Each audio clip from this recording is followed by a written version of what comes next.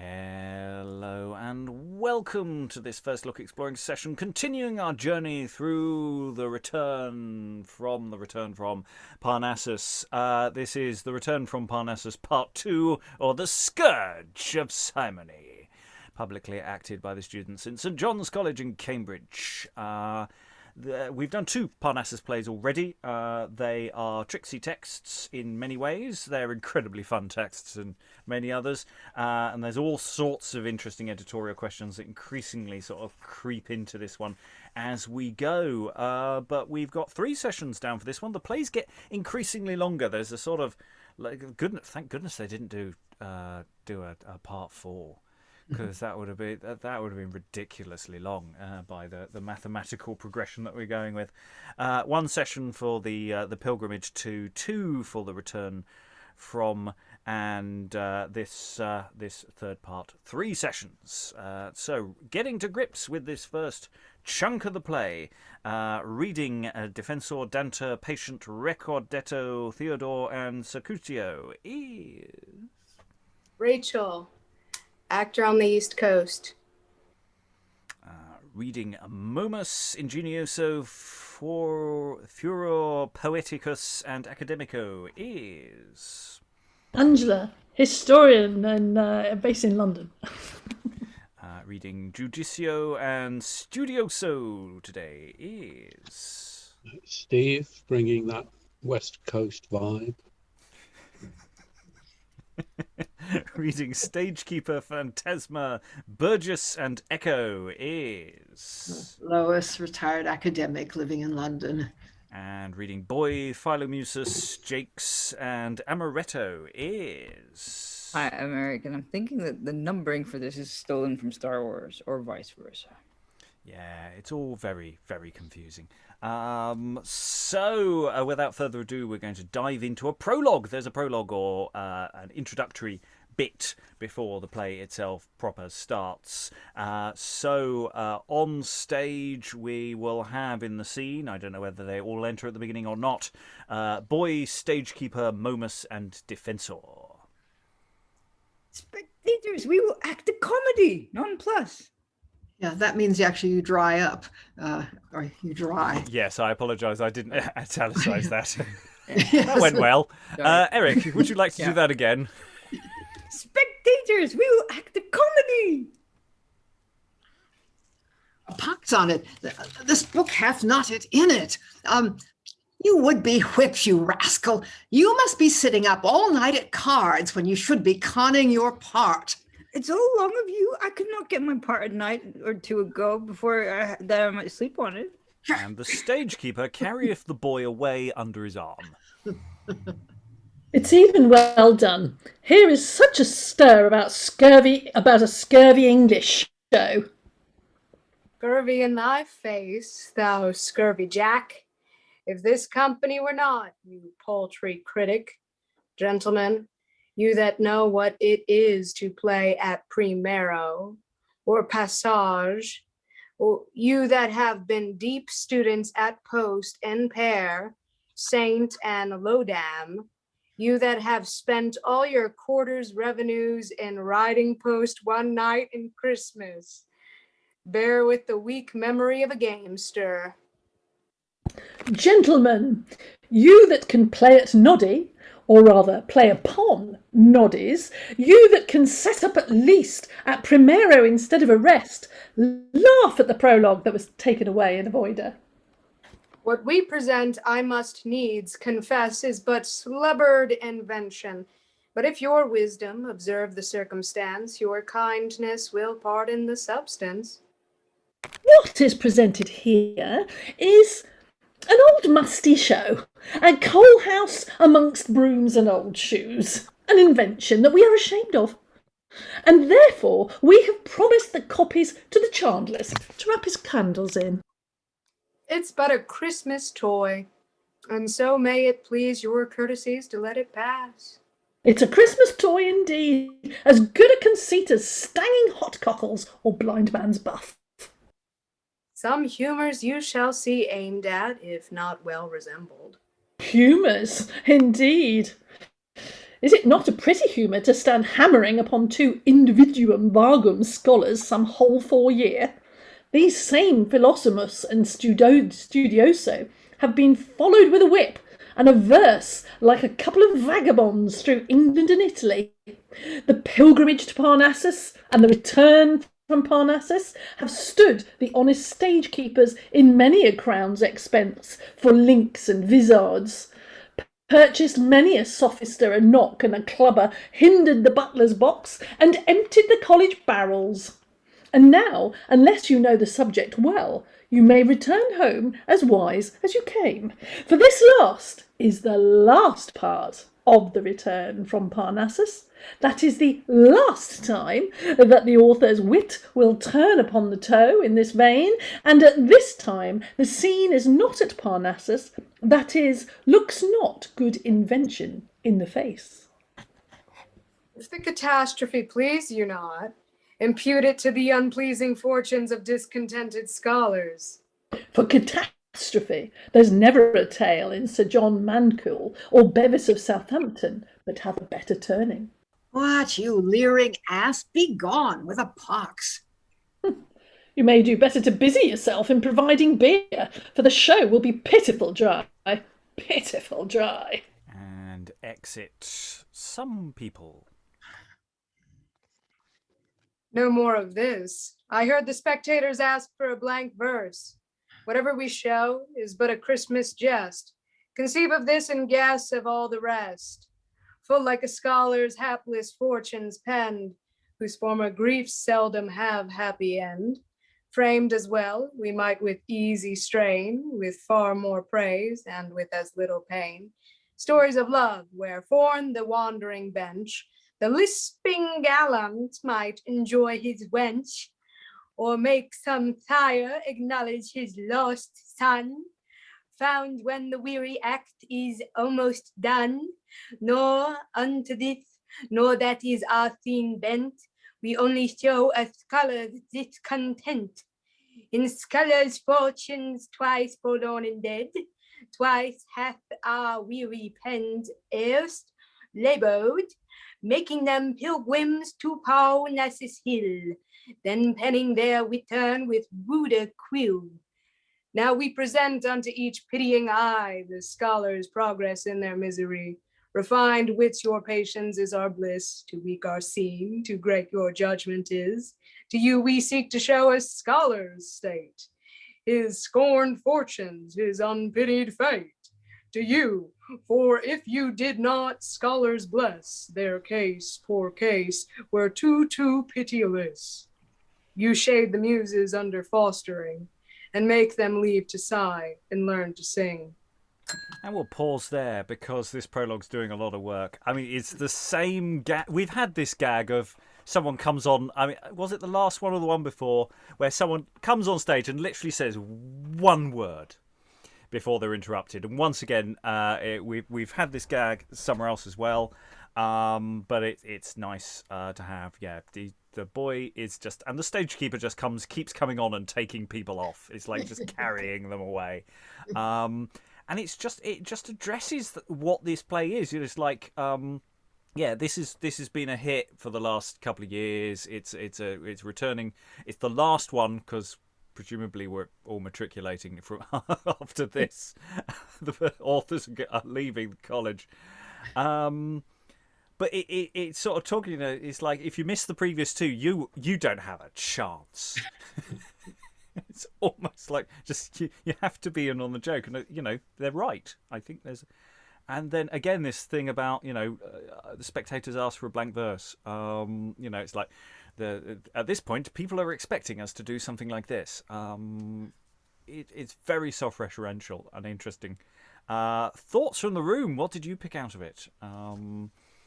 Those who are or have not been tuned in to the Parnassus vibe. Eric. What, the Christmas toy?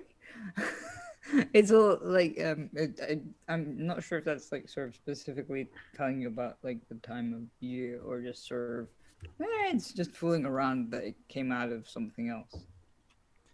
I think it is. It means exactly what it says. It's a trifle to entertain at Christmas. I think it's actually solid dating evidence on that sense as to the time of year it's designed for.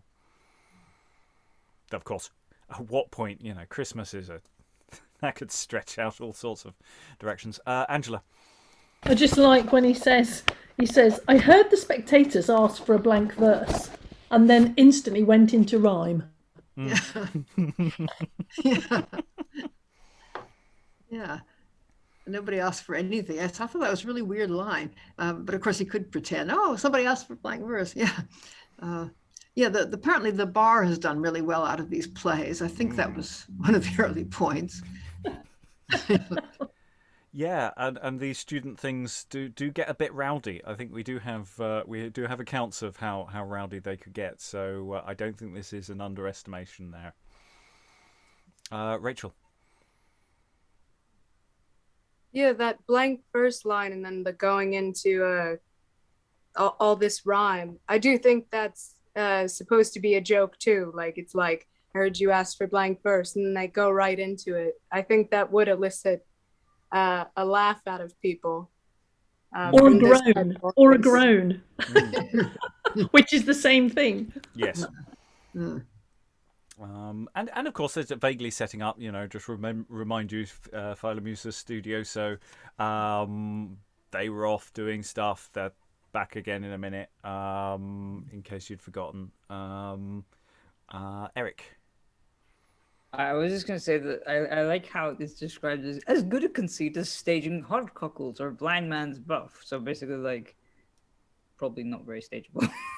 Or, well, that's because they kind of go, it's terrible, we're going to go burn it later kind of thing.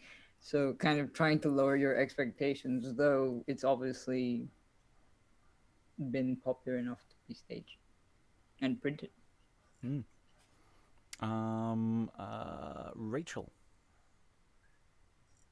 These games that they mentioned, Blind Man's Buff, what is that? And what are these other games that they mention?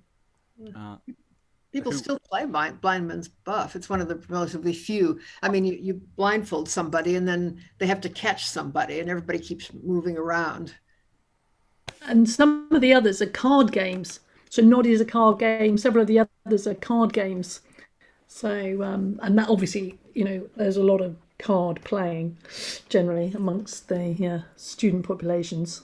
I don't know what hot cockles is, but I remember reading in a book of games that something that's really fun to do, you'll love this, cat lovers, get a lot of walnut shells, get them really hot in the fire, then put them on your cat's feet and watch it dance. Yes, that's the. I'm just going to say, off of the record, do not try that at home. We do not endorse such activities. Yes. Put them on your cat's feet. Yeah, paws. Yeah, You must have a very calm cat to do that. Well, yeah. Not by the end of the session. Hot shells to your paws. Yeah. I can see this ending badly. Starting badly. Yeah. Not for the cat. Yeah. Cat's not at the. Yeah, stanging hot cockles. It does. That's really interesting. Yeah, all sorts of little things to dig into. But we should move into the plot. Sorry, I said that like it was serious. Let's move into the incident. As we go into Act 1, Scene 1. Ingenioso, and lots of people are going to enter with books. Is entering with Juvenal in his hand. Difficile est, satiram non scribere, nam quis iniquae, tam patiens urbis, tam ferus ut teniat se. Ay, Juvenal, thy jerking hand is good, not gently laying on, but fetching blood, so surgeon-like thou dost with cutting heel, where naught but lancing can the wound avail. O suffer me among so many men to tread aright the traces of thy pen, and light my link at thy eternal flame, till with it I brand everlasting shame on the world's forehead, and with thine own spirit pay home the world according to his merit. Thy purer soul could not endure to see even smallest spots of base impurity, nor could small faults escape thy cleaner hands. Then foul-faced vice was in his swaddling bands. Now, like Antaeus grown, a monster is, a match for none but mighty Hercules. Now can the world practise in plainer guise both shines of old and newborn villainies. Stale sins are stale. Now doth the world begin to take sole pleasure in a witty sin. Unpleasant is the lawless sin has been at midnight rest when darkness covers sin. It's clownish unbeseeming a young knight, unless it dare outface the glaring light. Nor can it mongst our gallants praises reap, unless it be done in staring cheap, in a sin-guilty coach, not closely pent, logging along the harder pavement. Did not fear check my repining spirit, soon should my angry ghost a story write, in which I would new fostered sins combine, not known erst by truth-telling Aretine. And enter to Ingenioso Judicio. Ingenioso, carrying a vinegar bottle about thee, like a great schoolboy giving the world a bloody nose. Faith, Judicio, if I carry a vinegar bottle, it's great reason I should confer it upon the bald-pated world. And again, if my kitchen want the utensils of viands, it's great reason other men should have the sauce of vinegar. And for the bloody nose, Judicio, I may chance indeed give the world a bloody nose, but it shall hardly give me a cracked crown, though it gives other poets French crowns. I would wish thee, Ingenioso, to sheathe thy pen, for thou canst not be successful in the fray, considering the enemies have the advantage of the ground. Or rather, Judicio, they have the grounds with advantage, and the French crowns with a pox. And I would they had them with a plague too, but hang them swads, the basest corner in my thoughts is too gallant a room to lodge them in. But say, Judicio, what news in your press? Did you keep any late corrections upon any tardy pamphlets? Veterum imbes renuare dolorum. Ingenioso, whate'er befall thee, keep thee from the trade of the corrector of the press. Oh, marry, so I will. I warrant thee, if poverty press not too much, I'll correct no press but the press of the people. Would it not grieve any good spirit to sit a whole month knitting over a lousy beggarly pamphlet, and like a needy physician to stand whole years tossing and tumbling the filth that falleth from so many drafty inventions as daily swarm in our printing house? Come, I think we shall have you put finger in the eye and cry, "Oh, friends, no friends." Say, man, what new paper hobby horses, what rattle babies are come out in your late May Morris dance? Slimy rhymes, as thick as flies in the sun. I think there be never an alehouse in England, not any so begs a maypole on a country green, that sets forth some poets' petronels or demi-lances to the paper wars in Paul's churchyard. And well too may the issue of a strong hop learn to hop all over England, when as better wits sit like lame cobblers in their studies. Such balmy heads will always be working, when a sad vinegar wit sits souring at the bottom of a barrel. Plain meteors, bred of the exhalation of tobacco and the vapours of a moist pot, that soar up into the open air when a sounder wit keeps below. Considering the furies of the times, I could better endure to see these young can-quaffing hucksters shoot off their pellets, so they would keep them from these English flores poetarum. But now the world is come to that pass that there starts up every day an old goose that sits hatching up those eggs which have been filched from the nests of crows and kestrels. Here is a book, Inge. Why, to condemn it to cloaca, the usual Tyburn of all misliving papers, were too fair a death for so foul an offender. What's the name of it, I pray thee hid? Look here, it's called Belvedere. What a bellwether in Paul's churchyard, so called because it keeps a bleating, Or perhaps because it had the tinkling bell of so many poets about the neck of it. What's the rest of the title? The Garden of the Muses. What have we here? The poet garish, gaily bedecked, like forehorse of the parish. What follows? Quem referent musae vivet dum robora tellus, dum calum stellus, dum velat amnis aquas. Who blurs fair paper with foul bastard rhymes shall rue full many an age in later times. Who makes a ballad for an alehouse door shall rue in future times for evermore. Then Bodenham, thy muse, shall live so long as draughty ballads into the pale a song. But what's his device? Parnassus with the sun and the laurel? I wonder this owl dares to look on the sun, and I marvel this goose flies not. The laurel? His device might have been a fool going into the marketplace to be seen, with this motto, Scribimus indocti, or a poor beggar gleaning of ears in the end of harvest, with this word, Sua quique gloria. Turn over the leaf, Ingenioso. I could see the pains of this worthy gentleman. Sentences, gathered out of all kinds of poets, referred to certain methodical heads, profitable for the use of these times, to rhyme upon any occasion at a little warning. Read the names. So I will, if thou wilt help me to censure them.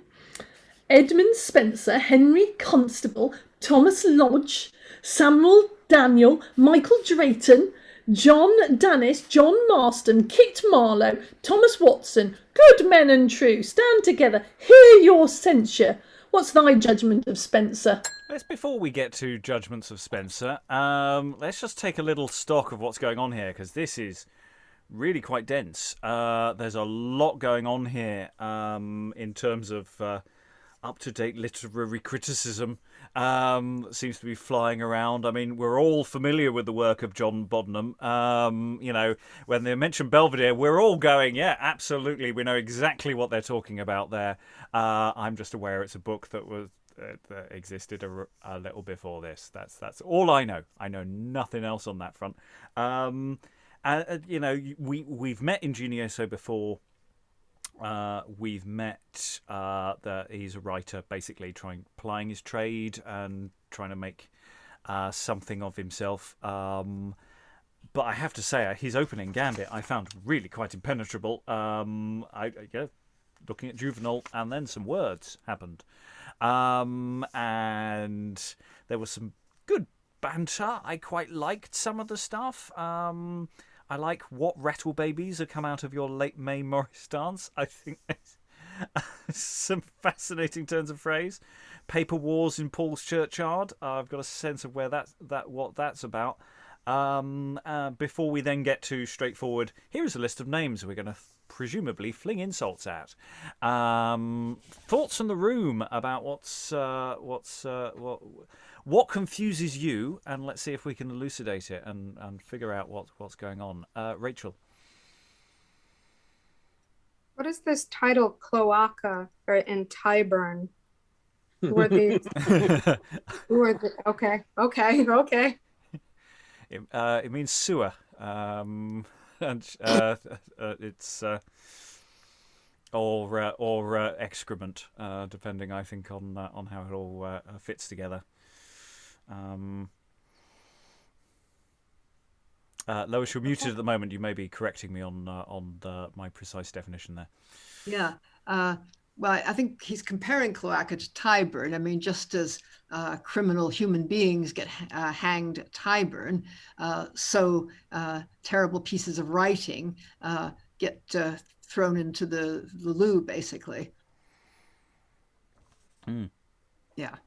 I have actually read Belvedere. I mean, it's this guy Bodenham did a number of anthologies. It's, I think, kind of the beginning of the real sort of literary anthology. And the interesting thing about Belvedere is that it does quote a lot of passages, not only from poems, but also from plays.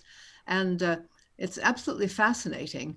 They're all under different headings, some of which are extremely inappropriate, and they've all, in many cases, been rewritten to make them look more like wise general sayings that you could apply to anything rather than specific things, coming out of a particular context in a play.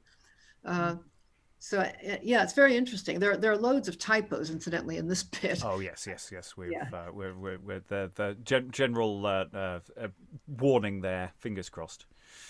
Throw them into the chat if you notice anything egregious that I won't pick up on. Angela.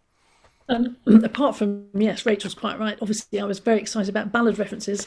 But the reference to his insignia, I happen to know, is to do with one of the copies of the Boddenham book had a kind of coat of arms on it. He made up a coat of arms and put it on the book. So that was having a go at him for being so unbelievably pretentious for trying to make his own coat of arms and put it on the front of the book. You get the impression that we're sort of stuck in the middle of a literary spat here. That for today we might need to tweak this to some controversy over the Booker or something, to make it flow. Stephen. I really like the stupid prop thing at the beginning. This kind of Chekhov and his gun on the wall. If it gets mentioned, it must be used. So we have a vinegar bottle. And somebody says, "What are you doing with that vinegar bottle?" And basically, he's brought the vinegar bottle on to make this terrible metaphor. And then the vinegar bottle is heard of no more. So I love that. We're kind of used to props having these incredible significances. Developing. Bloody clock. I thought that Juvenal was the vinegar bottle. Oh, right. Okay. Don't know. Because Juvenal was this satire, so he's kind of like the perfect satirist. And it's always about, kind of like being sour and putting it on everybody's heads and all that sort of thing. That's what I thought it was. I thought he was a walking vinegar bottle himself, really. Right. Eric. I was just, about the vinegar bottle. I was thinking, vinegar is what happens to wine if you leave it long enough. So like sort of decline going there, but also this gag sort of with all the bringing on the books and referring to famous poets and stuff, or balladeers in this case, whatever, is actually, we've seen it. I remember it from the first part, and I mean that was quite a while back, where you just keep sort of referring to, I don't know, Ovid, what will I do with the love of your life and that kind of thing. I think that was Amoretto's speech, obviously, but it's just like sort of a running gag, obviously, from previous parts. Yeah. And we've got a list of names, some of whom we all know and love. We know Thomas Lodge. We've worked through his contributions to drama rather than his prose works, of which there's a lot to digest in the future. Samuel Daniel, we've touched on. John Marston, we've done almost all of now. And Kit Marlowe, we have indeed covered all. We haven't done any Spencer because it's not really within our area. I don't think we've done any Henry Constable. I don't really know what Henry Constable wrote. Anyone want to leap in on that one? He definitely wrote some sonnets. Yeah, and this John Dennis should be John Davis. There are a lot of, I think, V's. There's some N's that should be either U or V. And anyway, pop it in the chat if it becomes egregiously tricky. Just room be aware. Any other thoughts, Rachel? I don't think the authors, if production changes these names to more modern names so that the joke lands for the audience, I don't think it has to be, controversial people, because I think this is supposed to be a joke that these guys aren't in a place to, criticize these guys, maybe, or I don't know. There's more to see, but I think it might be just a joke that these people are being criticized when they're this good. Yeah. Right. Well, let's get to the criticism. Oh no, Angela first, then we'll get to some criticism. Say, if you were going to put this on, unless you put it on for a whole bunch of people who've read an awful lot of early 17th century literature, What you could do is you could be making jokes about playwrights and poets and so on of the period of right now, or whenever it is you're putting it on. Then you would see how the jokes work, but it would involve a lot of poetry, so it would probably be quite tricky. Yeah. It'd be tricky too. There are very few poets that anybody will have heard of. I mean, unless again it's a collection of poets or people that are really interested in contemporary poetry. I mean, clearly, whatever you do, you've got to have the right sort of audience for it that will get this. I mean, a collection of early modernist scholars would absolutely love this. They're the only ones that would. Well, let's find out. At the moment, we've been primarily struggling with just the context of actually just even what they're saying in general. Before we even get to the criticism, let's go through this scene and find out what's going to come flying at us. So, Judicio, you've been asked the question, what's thy judgment of Spenser? It's sweeter swan than ever sang in Poe, a shriller nightingale than ever blessed the prouder groves of self-admiring Rome. Blithe was each valley, and each shepherd proud, while he did chant his rural minstrelsy. Attentive was full many a dainty care. Nay, hearers hung upon his melting tongue, while sweetly of his fairy queen he sang. While to the water's fall he tuned her fame, and in each bark engraved Eliza's name. And yet for all this, unregarding soil unlaced the line of his desired life, denying maintenance for his dear relief, careless air to prevent his exequy, scarce deigning to shut up his dying eye.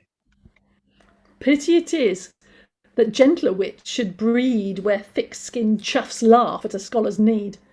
But softly may our Homer's ashes rest that lie by merry Chaucer's noble chest. But I pray thee proceed briefly in thy censure, that I may be proud of myself, if as in the first, so in the last, my censure may jump with thine. Henry Constable, Samuel Daniel, Thomas Lodge, Thomas Watson. Sweet Constable, doth take the wandering ear and lays it up in willing imprisonment. Sweet honey-dropping Daniel doth wage war with the proudest big Italian, melts his heart in sugared sonneting. Only let him more sparingly make use of others' wit, and use his own the more, that well may scorn base imitation. For Lodge and Watson, men of some desert, yet subject to a critic's marginal. Lodge for his oar in every paper boat, he that turns over Galen every day to sit and simper Euphues' legacy. Michael Drayton. Drayton's sweet muse is like a sanguine dye, able to ravish the rash gazer's eye. However, he wants one true note of a poet of our times, and that's this: he cannot swagger it well in a tavern, nor domineer in a hothouse. John Davis. Acute John Davis, I affect thy rhymes that jerk in hidden charms these looser times. Thy plainer verse, thy unaffected vein, is graced with a fair end and stooping train. Stooping. Locke and Hudson. Locke and Hudson. Sleep, you quiet shavers, among the shavings of the press, and let your books lie in some old nooks among old boots and shoes, so you may avoid my censure. Why then, clap a lock on their feet and turn them to commons. John Marston. What? Monson? Kinsader? Lifting up the leg and pissing against the world? Put up, man. Put up, for shame. Methinks he is a ruffian in his style, without bands or garters ornament. He quaffs a cup of Frenchman's helicon, then roistered oyster in his oily terms, cuts, thrusts, and foins at whoever he meets, strews about Ram Alley meditations. Tut, what cares he for modest close couched terms, cleanly to gird our looser libertines? Give him plain naked words, stripped from their shirts, that might beseem plain dealing Arctiny. There is one, he that backs a paper steed and manageth penknife gallantly, strikes his poniardo at a button's breadth, brings the great battering ram of terms to towns, and at first volley of his cannon shot batters the walls of the old fustic world. Christopher Marlowe. Marlowe was happy in his busking muse, alas, unhappy in his life and end. Pity it is that wit so ill should dwell, wit lent from heaven, vices sent from hell. Our theatre has lost, Pluto hath got, a tragic penman for a dreary plot. Benjamin Jonson. Ah, the wittiest fellow of a bricklayer in England. A mere empiric, one that gets what he hath by observation, and makes only nature privy to what he indites. So slow an inventor that he were better betake himself to his old trade of bricklaying, a bold whoreson, as confident now in making a book as he was in times past in laying of a brick. William Shakespeare? Who loves not Adonis love or Lucrece rape? His sweeter verse contains heart-throbbing line. Could but a graver subject him content without love's fully lazy languishment. Churchyard? Hath not Shaw's wife, although a light skirt she, given him a chaste long-lasting memory? All like pamphlets one day find and shall, a churchyard and a grave to bury all. Thomas Nash. Here is a fellow, Judicio, that carried the deadly staccato in his pen, whose muse was armed with a gag-tooth, and his pen possessed with Hercules' furies. Let all his faults sleep with his mournful chest, and there forever with his ashes rest. His style was witty, though it had some gall. Some things he might have mended, so may all. Yet this I say, that for a mother wit, few men have ever seen the like of it. As for... I'm not sure who speaks this now. Ingenioso reads the rest, of which I have not made a decision. So, is that Judicio or is that... Let's go with Judicio for the moment. I think this is speaking while Ingenioso is reading. So I'll say that for the moment, unless it feels horribly wrong. We'll know in a moment. But as for these, there's some of them been the old hedge stakes of the press. Some of them are at this instant the bots and glanders of the printing house. Fellows that stand only upon terms to serve the term with their blotted papers. Writers men go to stool for needs, and when they write as a bore pisses, now and then drop a pamphlet. Durum tellum necessitas. Good faith, they do as I do, exchange words for money.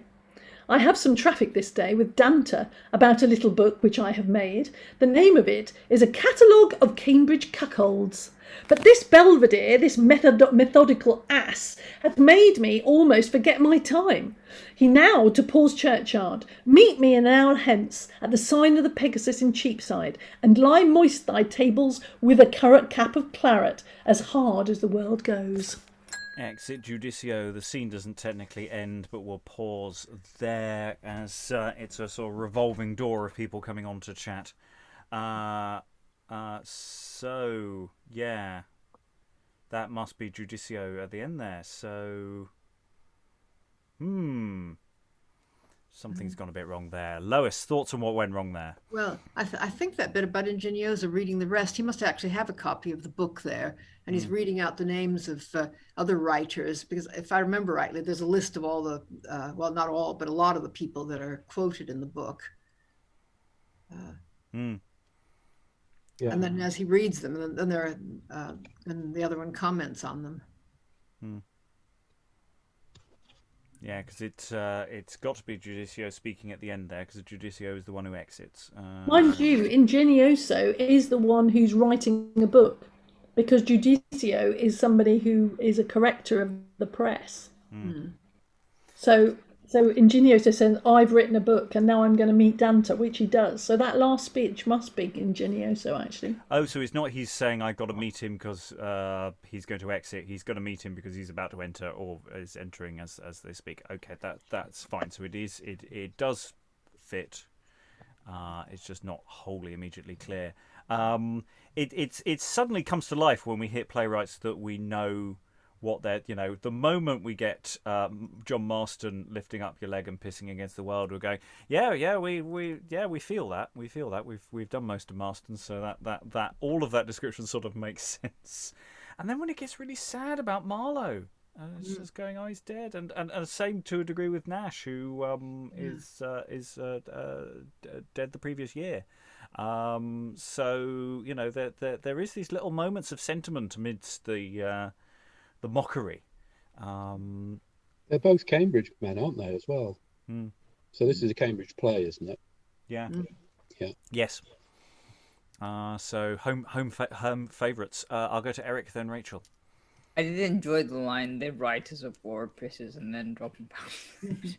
It sounds sort of like an insult that would be very good for, like, the sort of, venomous or caustic criticism. There's an awful lot of quite a lot of piss and shit jokes sort of flying around here. I think we're getting the level. Rachel, then Stephen. I think this is such a great scene, because I think all the emotion in this is over the top. All the praise is over the top, and all the censure of these guys is over the top. Like it's one of those things, like when somebody is criticizing performance now of like major people, they can go all in on it in terms of criticism, or all in on it in terms of praise if they're like a younger artist, that they're still young artists and they have all this like attitude. And I think it comes out here, but it's just so over the top that it's hilarious to watch it, because they become like this scene is like a two-handed like clown scene almost, or at least that's what I feel from it. Absolutely. I think if you're not getting laughs, this scene is failing. It is not doing its job. Stephen. Well, I mean, it's a similar point, really. I love the specificity of the language. Give a shout out to some of them at this instant are the bots and glanders of the printing house. Those are horrible horse diseases. It's the fact that they're horse diseases that I really love. It's not just any old kind of horrible disease. It's specific horse disease that these people are, and it's the kind of lightness of the imagination, just kind of, it's like Marks and Spencer's, not just a disease, or horse disease. Yeah, and it's always the question of how accurate or fair or how distorting these comments about some of these figures are. So when you get to things about Johnson and his bricklaying, obviously, and the speed of his writing, and these sort of generalizations that sort of turn into fact, but seem to get commented on a lot. Lois. Yeah, and did you notice the parody of Spanish tragedy, that bit about, oh, friends, no friends? I mean, everybody does that, oh, eyes, no eyes, but fountains fraught with tears thing whenever they get a chance. I'm sure that's what this is meant to be. I was really interested, too. There's that line about able to ravish the rash gazer's eye, because there's a poem of George Herbert, who was at Cambridge, which has the stanza, sweet spring... No, wait a minute. It's sweet rose whose hue angry and brave bids the rash gazer wipe his eye. And that's so odd that, I don't know. I mean, I've always been puzzled by this, the rash gazer, unless they're both coming from somewhere else. But He might well have been in the audience for this. Stephen. But just one about Nash. I think he went to St. John's, and this is a St. John's play, isn't it? Yeah. Yeah, he referred to it as a nest of singing birds. And Spencer went to Cambridge too, actually, and Spencer died in poverty in 1599, which is what they were talking about. Eric. I was wondering about the reference to Shore's wife. Is that like sort of? Yeah. That's Churchyard. He wrote a poem Yeah. called Shore's Wife. Okay, yeah. I was just checking because I'm like, okay, like we haven't mentioned Hayward or There anything. are lots of Shore's wives are available. To be Yeah, fair. I figured. But yeah, it's just an interesting sort of yeah.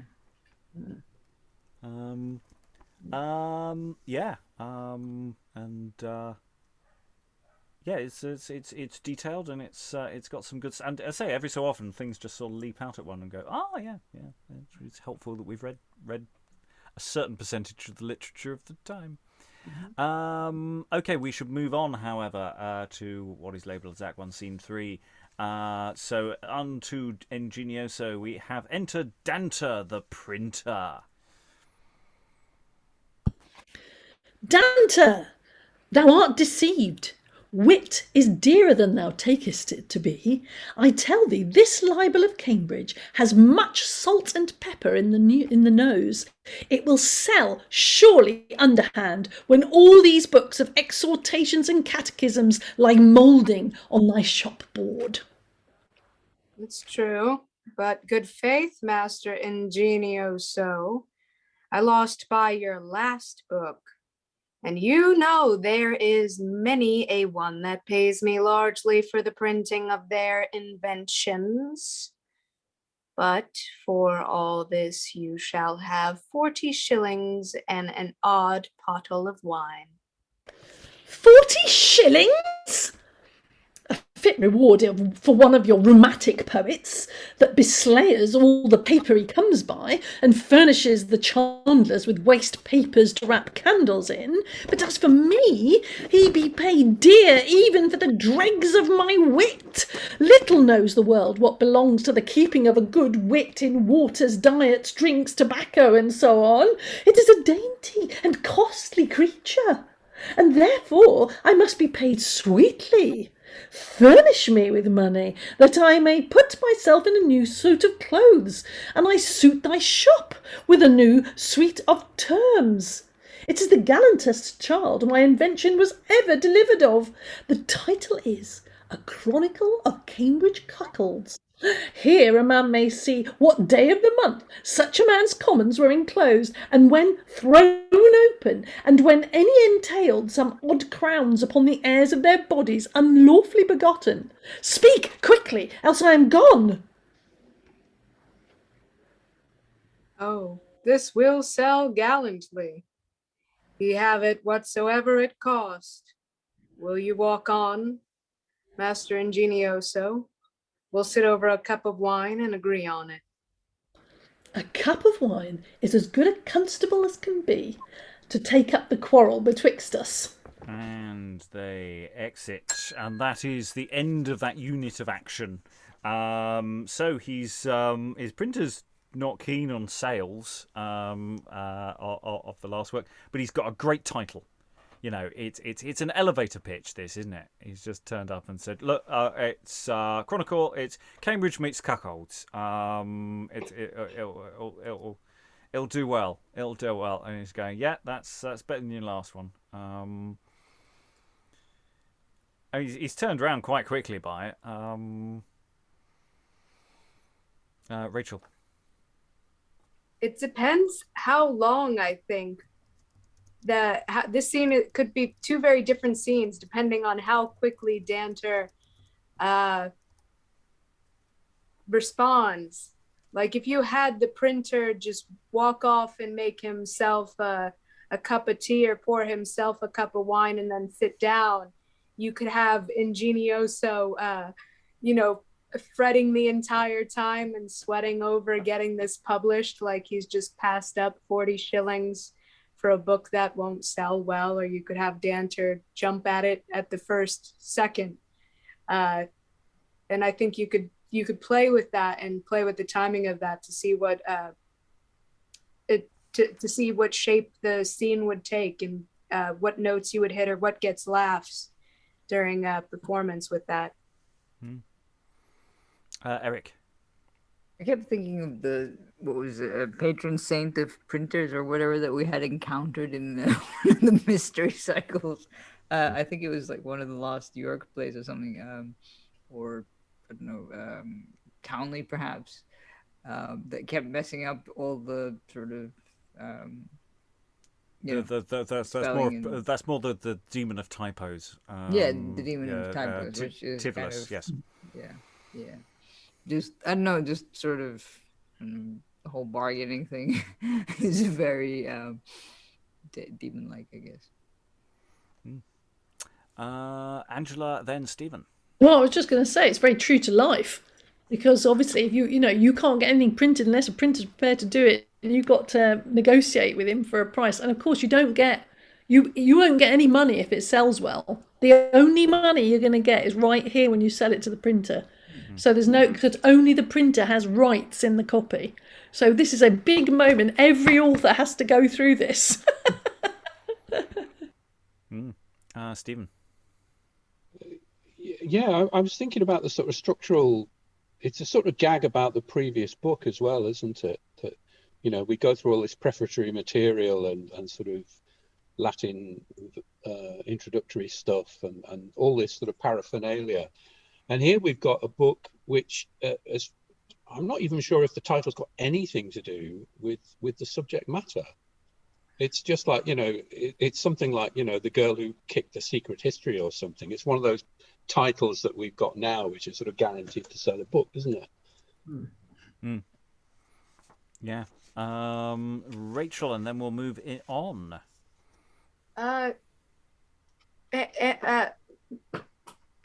don't know who to direct this to, I feel, but when you were having these moments where you would negotiate the price of the book, of your book with a printer, would you set the amount of copies that they could print before you would renegotiate with a contract or something like that? Or was it just they had an unlimited right to publish however many they want until it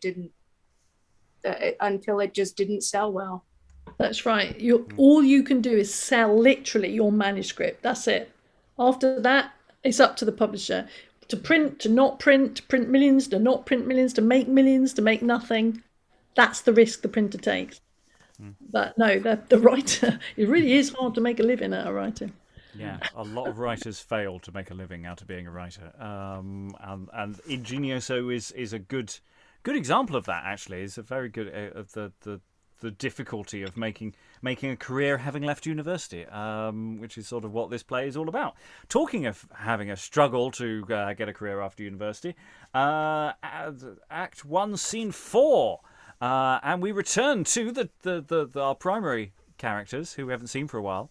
Philomusus in a physician's habit.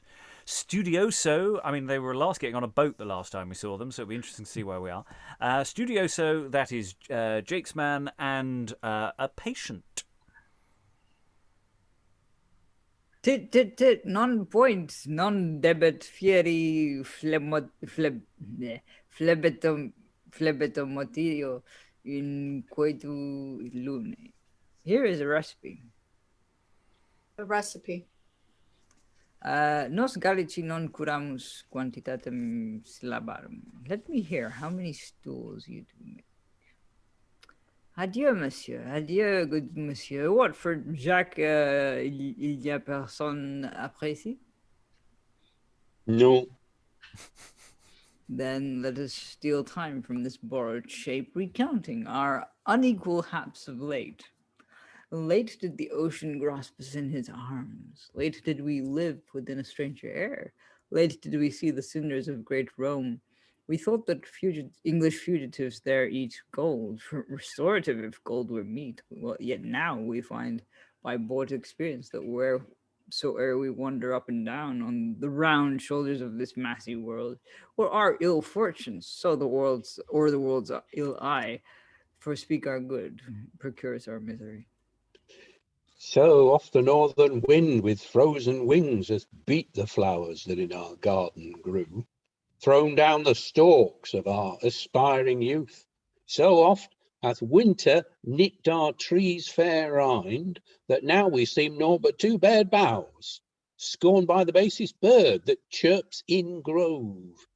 Nor Rome, nor Reims, that wanted are to give a cardinal's cap to discontented clerks that have forsook their home-bred thatched roofs, yielded us any equal maintenance. It's good to starve among English swine as in a foreign land, to beg and pine. He scorneth the world that scorneth me again. He vexed the world that works me so much pain. Thy lame revenging power the world well weens. Well, flies have their spleen, each silly ant is teens. We have the words, they the possession have. Well, we're all equal in our latest grave. Soon then. Oh, soon may we both graven be. But who wishes death doth wrong wise destiny? It's wrong to force life-loathing men to breathe. It's sin, foredoomed day, to wish thy death. Too late our souls flit to their resting place. Well, man's whole life is but a breathing space. A painful minute seems a tedious year. A constant mind, eternal woes will bear. When shall our souls their wearied lodge forego? When we have tired misery and woe. Soon then may fates this gale delivery send us. Small woes vex long, great woes will quickly end us. But let's leave this capping of rhymes, Studioso, and follow our late device, that we may maintain our heads in caps, our bellies in provender, and our hacks in saddle and bridle. Hitherto we have sought all the honest means we could to live, and now let us dare, a liquid brevidibus giaris et carcere dignum, let us run through all the lewd forms of lime twig purloining villainies. Let us prove coney catchers, bawds, or anything, so we may rub out. And first, I plot for playing the French doctor. That shall hold. Our lodging stands here fitly in Shoe Lane, for if our coming scene be not the better, London may shortly throw an old shoe after us, and with those shreds of French that we have gathered up in our host's house in Paris, will gull the world that hath in estimation foreign physicians, and if any of the hidebound brethren of Cambridge and Oxford, or any of those stigmatic masters of art that abused us in times past, leave their own physicians and become our patients, will alter quite the style of them, for they never shall hereafter write, your lordship's most bounden, but your lordship's most laxative.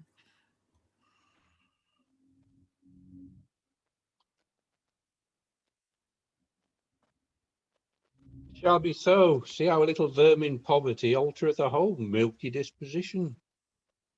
So then myself straight with revenge I sate. Provoked patience grows intemperate.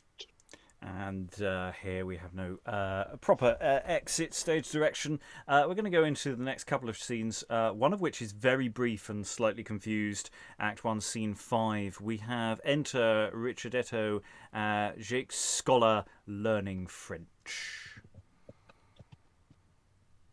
Oh, my little knave, quelle nouvelle, monsieur. There's a fellow with a nightcap on his head and urinal in his hand, would fain speak with Master Theodore. Parle français, mon petit garçon. Il y a un homme avec les bonnets de la teste et un urinal en la main qui vous parlez, Theodore. Fort bien. Excellent. There might be there are a couple of lines additionally that might exist here, but we are not worrying about them now. We go to Act 1, Scene 6, Furor, Poeticus, and presently after enters Phantasma, and Poeticus is wrapped within contemplation. Why, how now, pedant Phoebus? Are you smooching Thalia on her tender lips? There, hoy, peasant avant! Come, pretty short-nosed nymph! Oh, sweet Talia, I do kiss thy foot. What, Clio? Oh, sweet Clio! Nay, pray thee, do not weep, Melpomene. What, Urania, Polymnia, and Calliope? Let me do reverence to your deities. Phantasma pulls him by the sleeve. I am your holy swain, that night and day sit for your sakes, rubbing my wrinkled brow, studying a month for one fit epithet. Nay, Silver Cynthia, do not trouble me. Straight will I thy Endymion story write, to which thou hastest me on both day and night. You light skirt stars, this is your wonted guise. By gloomy light perk out your doubtful heads. But when Don Phoebus shows his flashing snout, you are sky puppies, straight your light is out. Oh, Furor! Nay, prithee, good Furor, in sober sadness.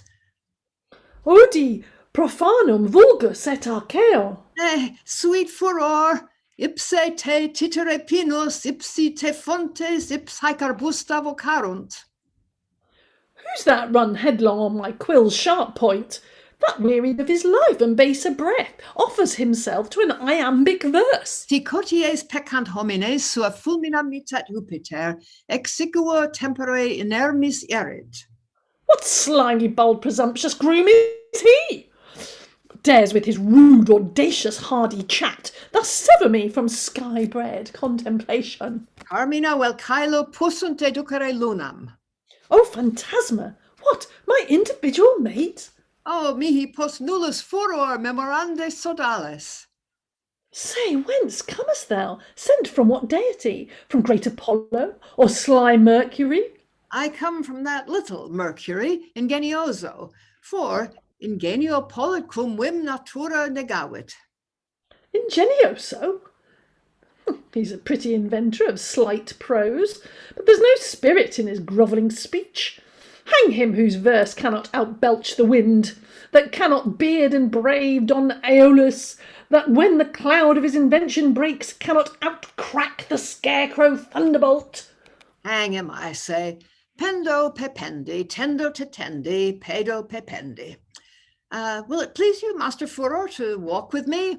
I promise to bring you to a drinking in Cheapside at the sign of the Nag's Head, for tempore lenta pati fraina docentor equi. Pass thee before, I come incontinent. Nay, faith, Master Furor, let's go together. Quoniam convenimus ambo. Let us march on unto the house of fame, there quaffing bowls of Bacchus blood full nimbly, indite a tiptoe, strutting poesy. They offer the way one to the other. Quo me Bacchae rapis tu plenum? Tu major, tibi me est aquam parere manalea. And thus ends the act, and I'm sure we're all perfectly clear as to what was going on there. We got 3 scenes. The first one, it is Studioso and Philomusus basically come on and go, woe is me, in the way that they often do. Setting up a sort of sense of what they're up to. We have a sort of tangential scene with someone learning French, sort of. And then this tangential scene, all of which may get threaded together later on. But it's all there's just stuff. There's a lot of just stuff, some of which is quite witty. I just quite liked the silly scene with Richardetto and Jaques of just, speaking French, sir. And it's just, there's a fellow with a nightcap on his head and a urinal in his hand. It's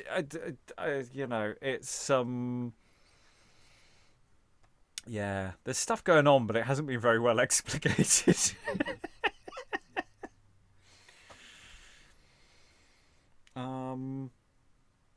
So yeah, you get the impression that Philomusus and Studioso are sort of planning on sort of shystering a bit now. A proper career is not quite landed for them. Angela. Is it possible that they don't exit because in fact they transform into Jaques and Richardetto? Because they've just been saying that they're going to be foreign doctors from France. So I'm just wondering if they take on those persona and then they're practicing. I like that. Yeah, I think that's what's happening. I think Jaques is Studioso, isn't he? No, I think Richardetto is Jaques' scholar. I mean, I think Studioso is impersonating Jaques, who is supposedly the servant to Philomusus, the fake doctor, but he's also teaching French to Richardetto. Yeah, I'm thoroughly confused. So I'm not. But yeah, the reason I like that is it would just make sense of this tiny scene of which there are, say, a couple of additional lines that might be available, but that's even more bamboozling than. And I hadn't quite figured out where to go with that. The textual variants are quite varied with this one, actually, because we have a manuscript and a printed version, so it's quite confusing. I think Philomusus might be going under the name Theodore.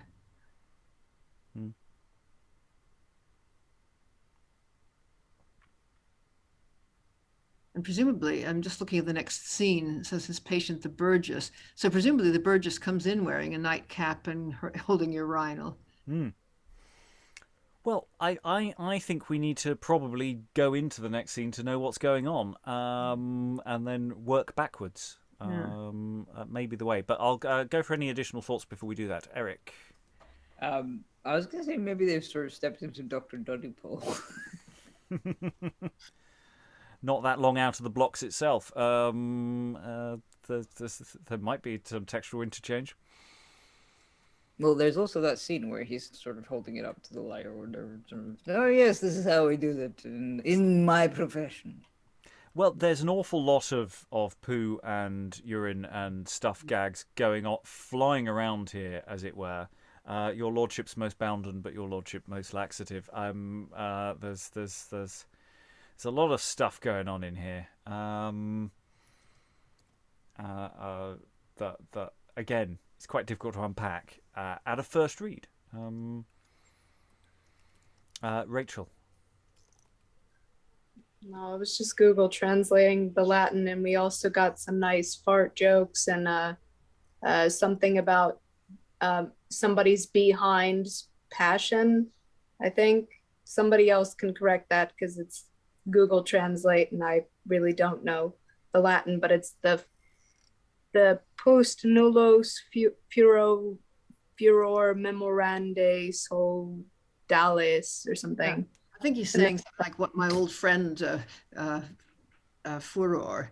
I mean, it's just a conversational bit. Some of the other bits they're quoting. I mean, even I can recognize a few of the quotations, which is why I know that they're full of misprints. Well, the Latin is authentically inaccurate. That's the one part of the text I did actually go through. There may be some typos, but that is as it was. Says the compositor, who obviously didn't do Latin. Yeah. Authentic errors. I'm all for authentic errors. Almost nobody watching is going to know what it is, even if we got it right. Anyway, let's go into Act 2 and find out where perhaps we might get some explication of the plot in a slightly clearer way. Enter Philomusus, Theodore his patient, the Burgess, and his man Jaques with his staff. Theodore puts on his spectacles. Monsieur, here are atomi natantes, which do make show your worship to be as lecherous as a bull. Truly, Master Doctor, we are all men, all men. This water is intention of heat. Are you not perturbed with an ache in your face or in your occiput?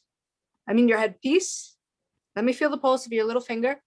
I assure you, Sir Master Theodore, the pulse of my head beats exceedingly, and I think I have disturbed myself by studying the penal statutes. Tit tit, your worship takes cares of your speeches. O curare, lencas locuntur, ingentes stopent. It is an aphorism in Galen. And what is the exposition of that? That your worship must take a gland, ut emitator sanguis. The sign is fort excellent, for excellent. Good, Master Doctor, use me gently, for mark you, sir, there is a double consideration to be had of me. First, as I am a public magistrate. Secondly, as I am a private butcher. And but for the worshipful credit of the place and office wherein I now stand and live, I would not so hazard my worshipful apparel with a suppositor or a glister. But for the countenancing of the place, I must go oftener to stool, for as a great gentleman told me of good experience, that it was the chief note of a magistrate not to go to the stool without a physician. Ah, vous êtes un gentil homme, vraiment. What ho, Jacques, douez-vous un fort gentil purgation for Monsieur Burgess. Votre très humble serviteur à votre commandement. Donnez-vous un gentil purge à Monsieur Burgess. I have considered of the crisis and symptoma of your disease, and here is un fort gentil purgation per evacuationem excrementorum, as we physicians use to parler. I hope, Master Doctor, you have a care of the country's officer. I tell you, I durst not have trusted myself with every physician, and yet I am not afraid for myself, but I would not deprive the town of so careful a magistrate. Oh, monsieur, I have a singular care of your valet Theodore. It is requisite that the French physicians be learned and careful. Your English velvet cap is malignant and envious. Here is, Master Doctor, 4d, your due, and 8d, my bounty. You shall hear from me, good Master Doctor. Farewell, farewell, good Master Doctor. Adieu, good monsieur. Adieu, good sir monsieur. Then burst with tears, unhappy graduate. Thy fortunes wayward, still and backward been, nor canst thou thrive by virtue nor by sin. Oh, it grieves my vexed soul to see each painted ass in chair of dignity. Yet we grovel on the ground alone, running through every trade, yet I thrive by none. More we must act in this life's tragedy. Sad is the plot, sad the catastrophe. Sighs are the chorus in our tragedy. And rented thoughts continual actors be. Woe is the subject, Phil, earth the loathed stage whereon we act this feigned personage. Mossy barbarians the spectators be, that sit and laugh at our calamity. Banned be those hours when monks the learned throng by Granta's muddy bank we whilom sang. Banned be that hill which learned wits adore, where erst we spent our stock and little store. Banned be those musty mews where we have spent our youthful days in pallid languishment. Banned be these cozening arts that wrought our woe, making us wandering pilgrims to and fro. And pilgrims must we be without relief, and wheresoe'er we run there meets us grief.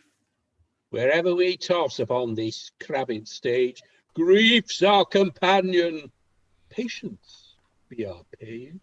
Ah, but this patience is a page of Ruth, a tired lackey to our wandering youth. And they maybe exit. Okay, there's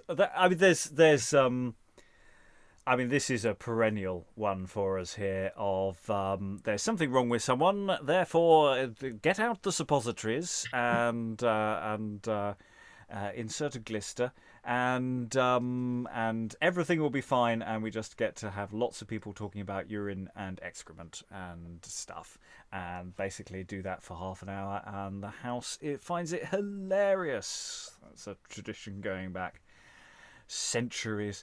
So yeah, lots of good material here. I am wondering, following on from the discussion we were having about who people were, if Philomusus is Theodore in this scene. That makes a lot of sense. Partly because of the way the opening stage direction reads, but also just the way Rachael was transitioning from the playing the Doctor and then going when the Burgess has left, and that makes a lot of sense to be Philo. Thoughts from the room on medical matters, Eric.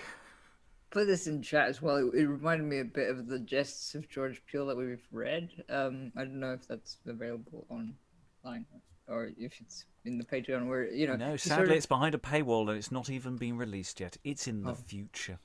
It's still fun though to Yeah. think about. Where well, it's a gag that is sort of if you're going to pretend to be a doctor, just take a urine sample. Yeah, hold it up to the light, swill it around a bit.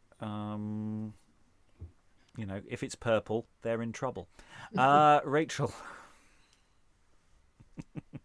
Yes, this is I think this is more poo-poo humor that this play is playing with, but if they're pretending to be doctors and they're talking about excrement, the doctors, I think at that time, sometimes would actually take a piece and put it in their mouth or something as a stool, like testing. So there might be that sort of gross out factor with it. I'm not sure if I'm recalling that correctly, but I think that is also could possibly be part of the joke here of a gross out for the audience. I wouldn't put it past an actor, definitely. There are many diagnostic tests, but they generally involve, yes, a lot of what's come out. Other thoughts? I'm not sure how many thoughts we can have. I mean, it's fascinating, this literary, very dense text, and it feels a lot denser than the earlier plays. It just feels more packed. The style of the writing as well. It's been getting more compact as we go. With this toilet humour, I mean, it really is these extremes that they're playing with. Eric. Yeah, I'm trying to work out, are they sort of going, well, we've studied all this time and it's actually got us nowhere because we tried to get honest jobs, but that's not paying. So let's, we might as well just go wandering back to Parnassus or somewhere else. We do not know, because they will, wander wheresoever runs their grief. Yeah. Basically, they've decided to go rogue because being honest doesn't pay. That does seem to be what's going on. Though I'm not quite sure what prompts the lamentation at the end of the scene, in that sort of very formal, tragic style that they're suddenly doing. It doesn't seem to come from anywhere. It just seems to start. Unless that's a structural textual problem that it doesn't properly live as it does where it is, and there could be all sorts of interesting problems here. Lois. I think maybe they're behaving like a chorus. I think they even use the term chorus, don't they? And all these generalizations going into rhyme and so on, because it is mostly kind of general stuff. And they also go into that world's a stage thing, which could be a steal from that. There is a well-known poem about it, but it could just be that everybody compares the world to the stage anyway. Yeah, it's out and about. Angela. Is it because they only got 4p plus 8p tip, so that they're really not making much money? Yeah. Then burst with tears, unhappy graduate. Yes, this is all we got. Yes, actually, that makes a lot of sense. That makes that work very nicely. Actually, it's just we went through all this work with the poo, and we got fourpence only. Rachel. How much do like commodities cost at this time? Because I'm trying to make us whenever we talk about money in any of these plays, I'm always trying to understand how much that actually is. But like, how much would a beer cost for them? Like, if they wanted to go get a pint, or if they were buying bread or something, how much would that cost? I can tell you exactly. So it costs tuppence for a quart. That's 2 pints. And earlier you heard somebody talk about a pottle, and that's 4 pints. So that would cost you fourpence, because you're not allowed to. It's not allowed to cost more than that. So that's how much a pint costs. But that is because that has to be accessible to the poor. So it depends what you're buying. So to go to the doctor and pay, like this guy's paid a shilling. Oh, no, he hasn't. He's paid, 8 and 4, 8, 9, 10, 11. Yes, he has. He's paid a shilling. So now most people, and by that I mean the majority of the population, would struggle to find a shilling to have a consultation with somebody. But obviously if you're a scholar and you're hoping, to get 40 shillings, Ingenioso has been talking about 40 shillings just for a single manuscript, you can see the difference there. That's kind of quite a big difference. So they're struggling because they can only get one shilling out of somebody for the two of them.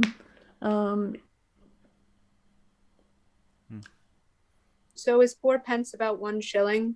No, because he gave them 4 pence and then he gave them 8 pence more, and that's 12 pence altogether. Yeah. So 12 pence and a shilling. yeah, it's It's really 10 complicated. And there's 20 shillings in a pound. Yes, Okay. yes. That was the old European money. Yeah. Let's not try to explain old money in too much detail, because it gets weird. Anyway, we will go further into Act 2 as we have Academico arrives. Met them before? I can't remember. We might have done. Maybe we didn't. Act 2, Scene 2, Academico solus with nobody else on stage, but maybe we might hear something. Fain would I have a living, if I could tell how to come by it. Buy it. Buy it, fond echo. Why, thou dost greatly mistake it. Take it. Stake it? Why should I stake at this game of simony? Money. What is the world again? Are livings gotten by playing? Paying. Paying? But say, what's the nearest way to come by a living? Giving. Must his worship's fists be needs then oiled with angels? Angels. Ought his gouty fists then first with gold to be greased? Eased. And is it then such an ease for his ass's back to carry money? Aye. Will then this golden ass bestow a vicarage gilded? Gelded. What shall I say to good Sir Roderick that have no gold here? Cold cheer. He make it my lone request that he should be good to a scholar. Collar. Yea, will he be choleric to hear of an art or a science? Hence. Hence with liberal arts. What then will he do with his chancel? Sell. Sell it? And must a simple clerk be fain to compound then? Pounds then. What if I have no pounds? Must then my suit be prorogued? Rogued. Yea, given to a rogue. Shall an ass this vicarage compass? Ass. What is the reason that I should not be as fortunate as he? Ass he. Yet, for all this, with a penniless purse will I trudge to his wordship. Words cheap. Well, if he give me good words, it's more than I have from an echo. Go. Yes, we have this this game here, which I'm interested here actually of how effective that works as sound. Actually, it's because some of them are quite hard to work. I mean, and it depends how sarky the echo is actually. Well, there's an extra problem on Zoom because I've noticed that it doesn't quite pick up. If you've only got a one-word line, quite often it's not heard at all because it takes so long for the microphone to get to you. That's why I was spinning out the openings of those words just to make sure you could hear them. Yeah, it's not very good at quick back and forth at all. You were heard. You were heard. I heard you. So hopefully that's cool. Yeah, but it's weird. It's sort of, but yeah, that sense of desperation from Academico, hoping that the echo is going to give them. It's more like you're talking down a wishing well for this echo. That's sort of. Tell me my fortune, what will come, Angela. This seems to just be the same thing over and over again. Academics trying to find a living. This one is trying to get a vicarage, isn't he? So he's trying to do what scholars can do, which is to go and become vicars. But it's just strange. It seems to be multiple ways by which these different scholars can have conversations with different people. It's very odd. But we will, however, continue because Academico is still on stage and he's joined by Amoretto with an Ovid in his hand. So we've had one book earlier, and now it's Ovid rather than Juvenal. Take it on the word of a gentleman, thou cannot have it a penny under. Think on it while I meditate on my fair mistress. Nunc sequor imperium magnae cupito tuum. Whate'er become of this dull, threadbare clerk, I must be costly in my mistress's eye. Ladies regard not ragged company. I will with the revenues of my chaffered church first buy an ambling hobby for my fair, whose measured pace may teach the world to dance.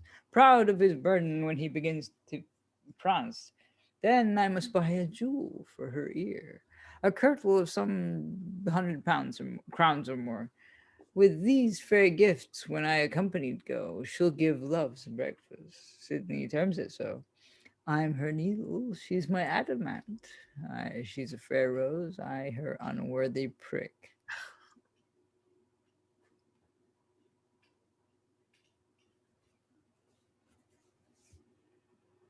Sorry, I hadn't marked it. Is there nobody here will take the pains to geld his mouth? She's Cleopatra, I'm Mark Antony. No, thou art a mere mark for good wits to shoot at, and in that suit thou wilt make a fine man to dash poor clowns out of countenance. She is my moon, I her Endymion. No, she is thy shoulder of mutton, thou her onion, for she may be thy lunar well, and thou her lunatic. I her Ancas, I her Aeneas, she my Dido is. She is thy Io, thou her brazen ass, or she Dame Fantasy, and thou her gull, she thy Phasphai, and thou her loving bull. And enter Immerato and Stercutio to the scene. Son, is this the gentleman that sells us the living?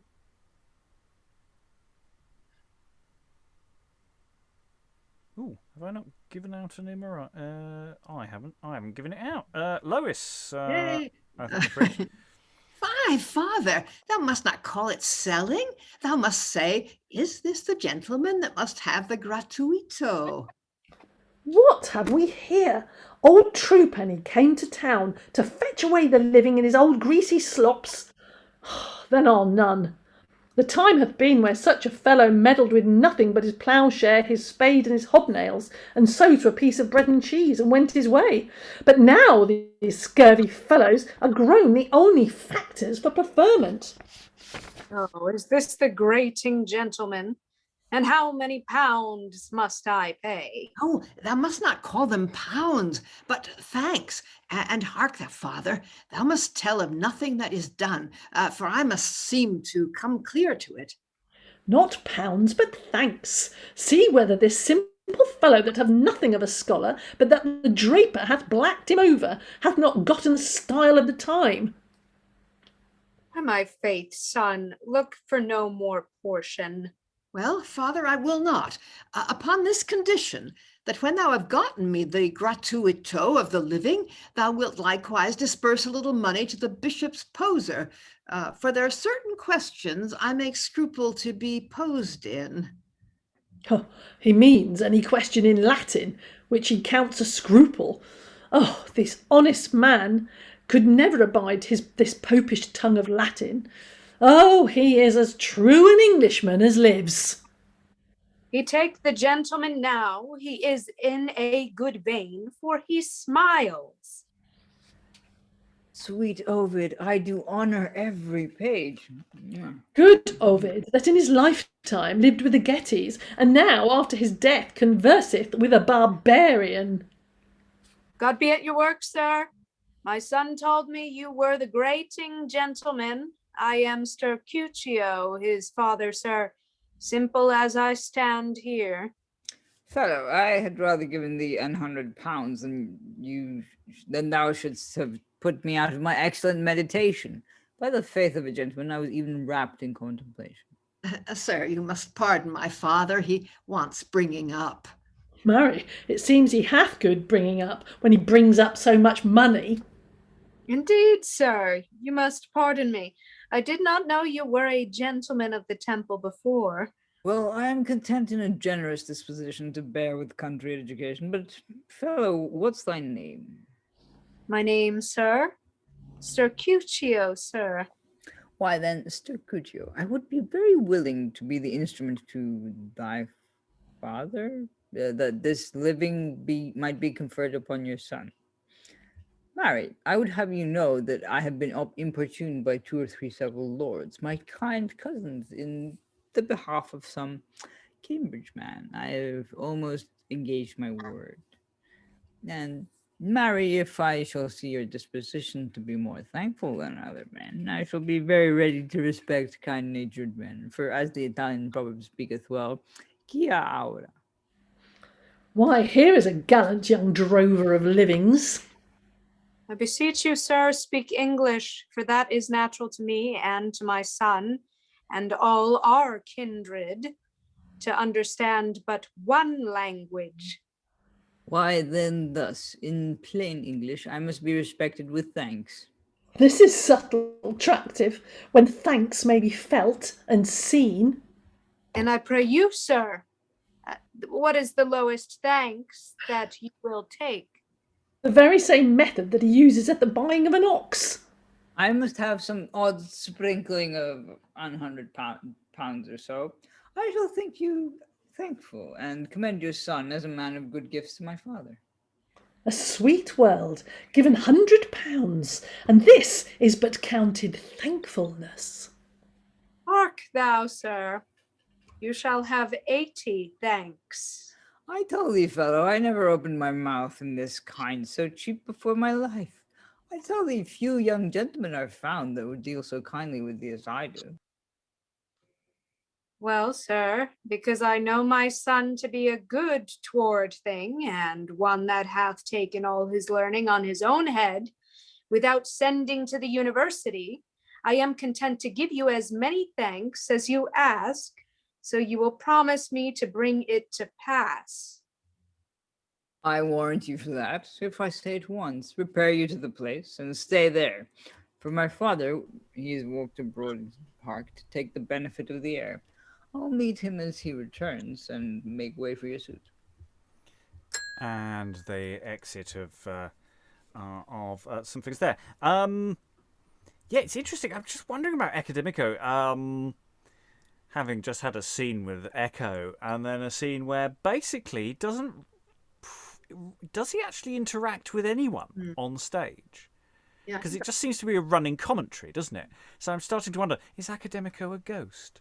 It's just like he's just sitting there going, watching this other person be an idiot, and then haggle for the job he would like, but he doesn't seem to step in and say, "Hi, here's my card."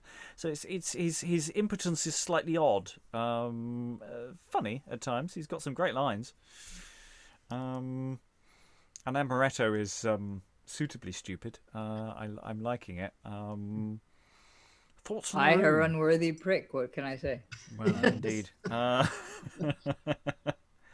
just like Academico's response to that. Is there nobody who'll take pains to geld his mouth? It's just that's one for day-to-day life. Because it's just working to the audience as well so well. I'm really liking that.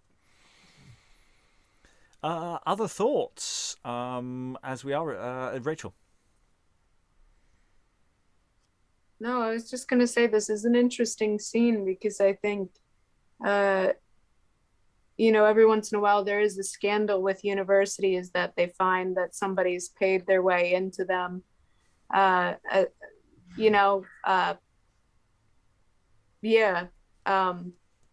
Instead of getting in by academics alone. And I'm wondering, is this what this scene here is saying? Is Immerato is he just trying to buy his way into a position that he can't get otherwise? Is that what this is? Lois. Yeah, I mean, what's funny in the scene is the way the word thanks keeps turning out to mean something different. I mean, a thank is pretty much a pound, I think, by the end of the scene. I mean, how many thanks is this going to cost me, and so on. I mean, they're all, beating around the bush, but it's obvious that he is just going to buy this living. That is this, this kind of low-grade appointment in the church. Which will, at any rate, give him an annual income of about £10 a year or something. Which is, Academico is desperate for. But yeah, it is odd. I mean, as far as I can see, he is just sitting there talking to the audience, just in case they haven't noticed how stupid everybody is. Angela. I mean, the point about having a living, that is to say that you get a parish, that you're a clerk or else a whole vicar in a parish, is that you're supposed to be able to make a sermon. You're supposed to give a sermon, which means you're supposed to be learned. So, and come out of a university. But it's made very clear that Amoretto has taught himself and never gone to university. And then he says he doesn't want to. The one thing he won't do is speak Latin, because, of course, he's never actually learned to be learned in that way. Yeah, and in fact, his name's Immerito, which just means worthless, doesn't it? Undeserving. Yeah. Bless. Rachael. No, just again, after Lois and Angela explain this, I think it's just interesting because it talks about that nepotism. And I don't know, there's something about this that is, like with the last ones that, especially in this scene, that there's something very much that, like, I don't know, about I don't know, just the nepotism thing, that some people have that ability to jump over others in that way. Lois. Yeah, in fact, it's all influence, really, because, Amoretto also says that various gentlemen have been urging him to appoint some Cambridge scholar. I mean, that's Academico, in fact, who's the other candidate. So everybody, it's all a case of who getting people to speak on your behalf. It's just that Immerato and his father tend to be the ones who have the money. And as far as I can make out, it's a kind of deal of his father's that this is all he's ever going to give his son, but he's going to pay to have him get this living. And after that, it's up to him. So from his point of view, it's probably a good deal. Other thoughts before we go into final thoughts about where we are? Well, that's it text-wise for today, and there's an awful lot of trying to figure out how to work through this. I mean, these texts have always been quite, episodic. Stuff happens. Here is a gag. Here is a gag. Here is a gag.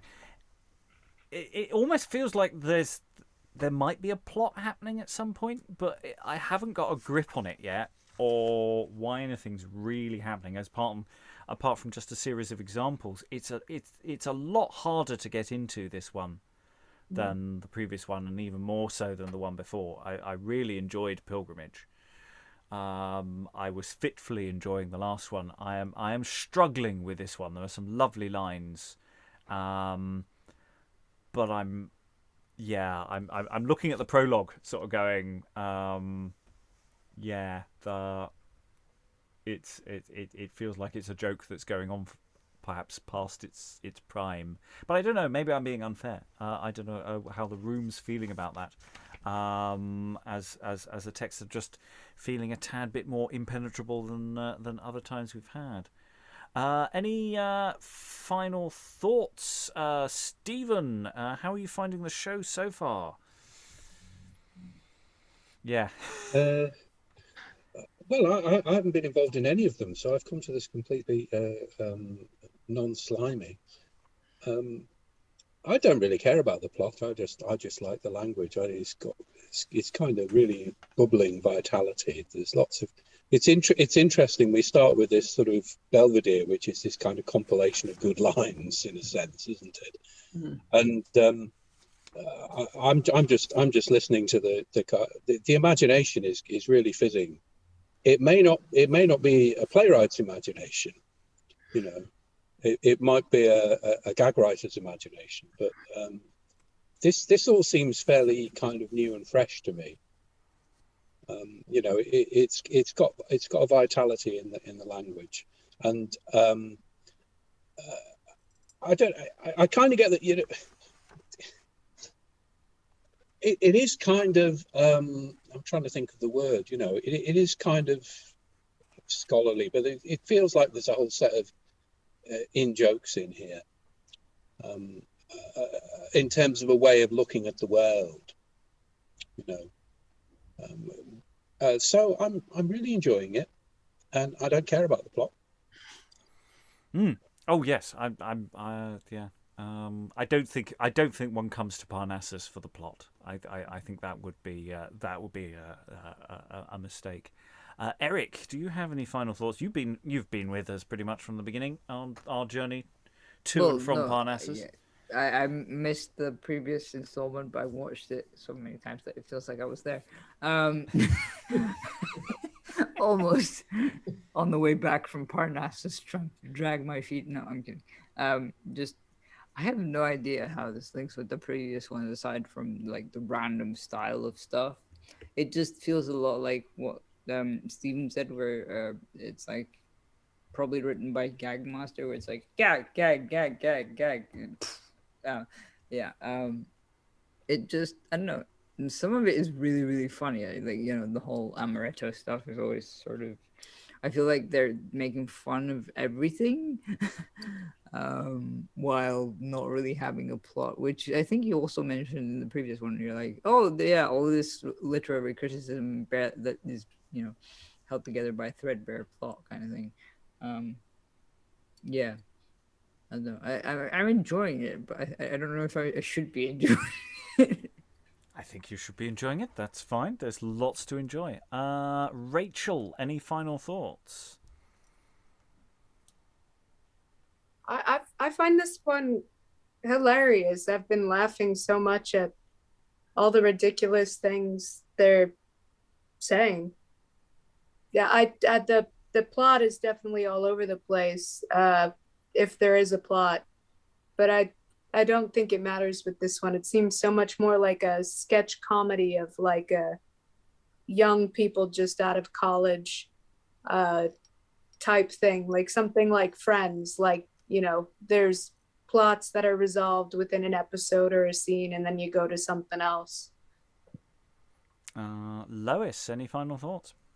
No, I find it very funny, but it's you know, it's a sort of play. It's obviously the more you know about the literature of the period, the better it gets. But nobody knows enough really to understand the whole thing, because some of these literary quarrels and some of the stuff that everybody at Cambridge was talking about then, you know, is obviously a dead duck now, in more ways than one. And you know, it would have been great fun. I think I keep thinking these plays could all skillfully cut be a real hit in the right context. I mean, it pretty much would have to be, I think, a university setting or an academic conference or something like that, you know, with, it's the same sort of thing I feel about some of the boys' company plays, that plays with a lot of classical figures wandering around, making very obvious statements about Plato's views on this and Aristotle's views on that. If you've just been studying all this stuff, it's quite fun to see it dramatized. I'm puzzled by the fact that some of those Latin quotations are really the most famous Latin lines. I mean, the ones that turn up in every quotation book, because I really know very little Latin. But for example, there's that curae leves loquuntur ingentes stupent, which is one of the most commonly quoted ones. And it means that light griefs speak out, but enormous ones are silent. And there are lots of versions of that.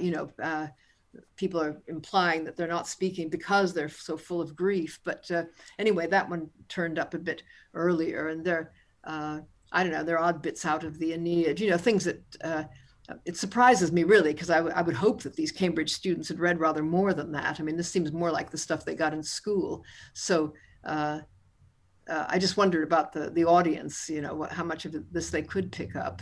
Yeah, because there's an awful lot of Latin actually in this that is and turns up in these massive chunks, and then occasional bits of French and other things. I'm starting to think projections with live translation at the same time as part of it.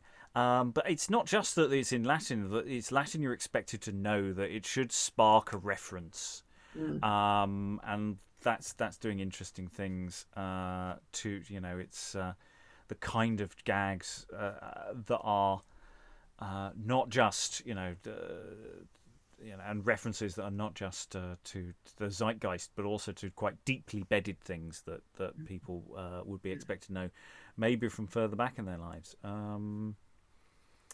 Angela, I think you're last. Any final thoughts?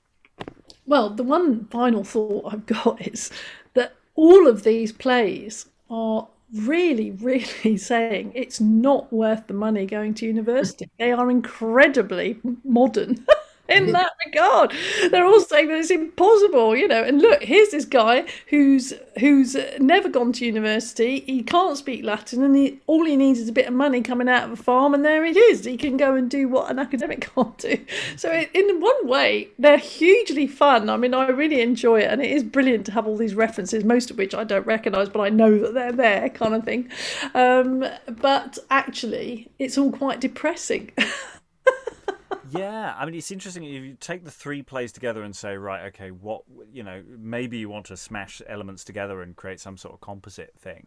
But actually, we've already had with the first two a sort of an arc, and it depends really how low Philomusus and Studioso go in this play.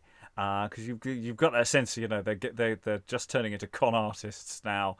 That actually could create a really nice arc for a thing, and that you sort of pick and choose the best bits of comedy that you think are going to land, and you've got a single show rather than three separate plays. We won't know until we've done the next two sessions whether that's a viable game plan, because we're talking about it's very relevant actually in terms of its overall story, about you go to university and then you have to go in the jobs market, and how much value does your degree have, and what jobs you might want to do afterwards, and how awful some of the jobs you might do immediately afterwards are going to be so much lower than you were expecting, because we had that last time.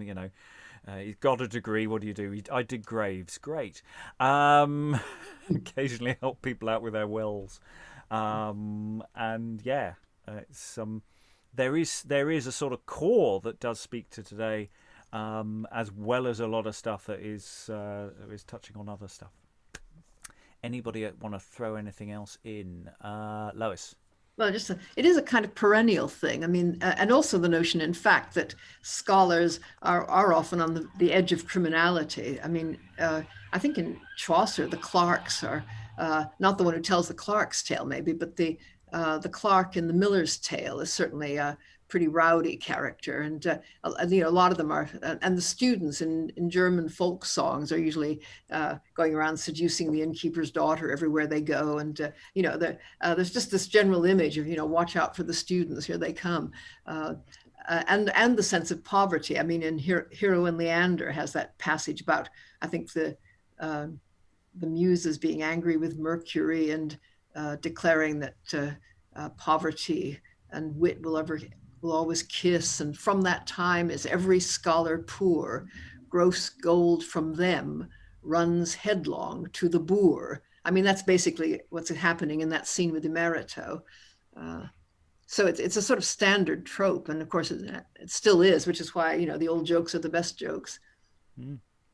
And on that note, we will say farewell. We will return to this. We have 2 more sessions to do on this in these first look proceedings. All that remains, thank all these wonderful readers for all their wonderful reading. Thank you very much, everyone, and goodbye. She is thy shoulder of mutton, thou her onion.